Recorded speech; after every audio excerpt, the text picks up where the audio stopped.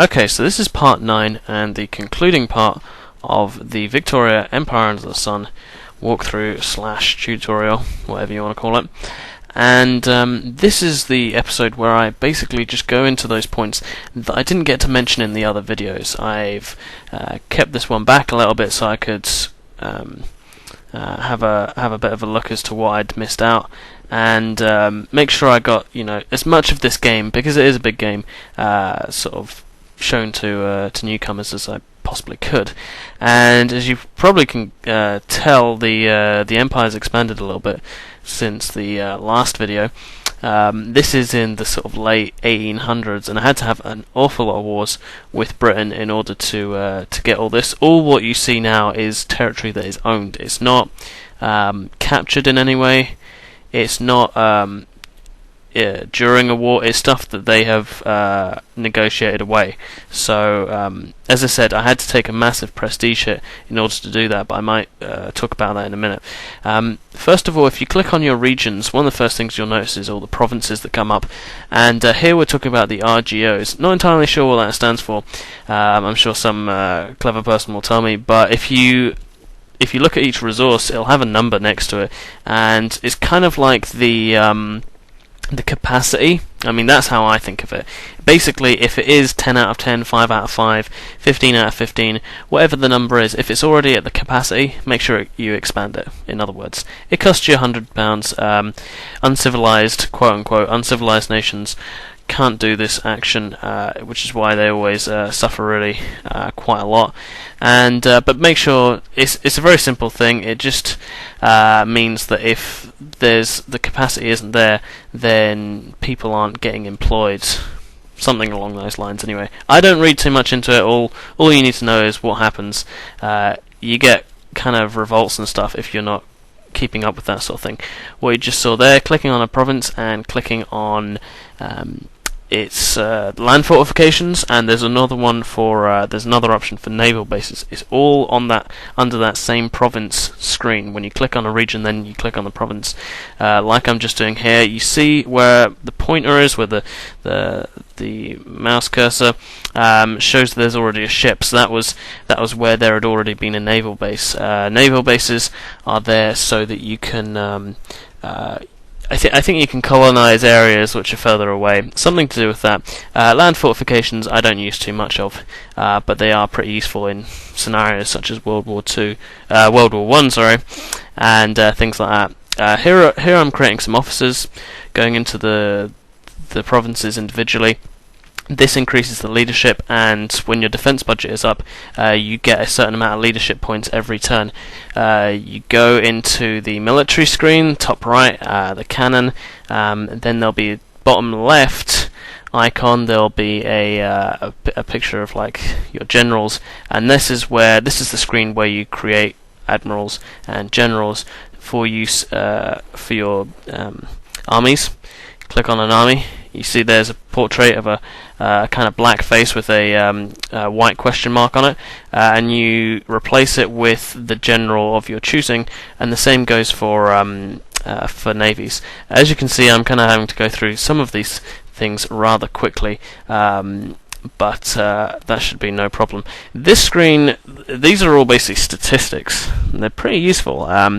If you want to know who your main competitor is in industry, in prestige, in military, things like that. If you're about to, you think you want to take on a country in a war, you might be advised to kind of check out what military score they've got. And you can find this tab either by pressing one of the F buttons, I can't remember really which, or there's a little tab just down at the left-hand side of the screen, just near where the menu button is, and it takes you to these, and it shows you the population levels, your literacy levels. Basically, most of the statistics that you could ever be interested in can be found here, which is quite useful. And yeah, with the exception of prestige, which I'd had to went down massively since I kept on reneging on peace treaties with Britain.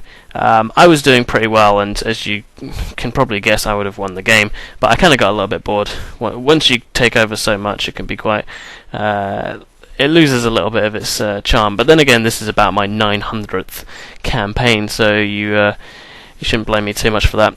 What I'm doing here is I'm sending an expeditionary force to Austria. I think it's guaranteeing the independence of Prussia, and I'm asking for naval sort of access from France. This is done through the diplomacy screen. Go to the crown, go to relations, click on the country you want, and then click on the option. That stuff's fairly simple. If you go to relations, click on your own country, you can and go down to the little tab, grey tab that says create satellites. This is where you can create satellites. As you can imagine, I've got an awful lot out of the land I've got to make, so I'm going to do a nice transition here to save you a lot of time. So what are the benefits of creating satellites? Put very, very shortly and simply for this video, not very much. You don't get very much back. There's not a great return on them. I don't use the option very much. I happen to be very, very benevolent in this video, but normally I don't bother. You don't get very much back. By the time you're creating satellites, you're already too powerful to care about those nations where there's, you know, a 1% chance of revolt.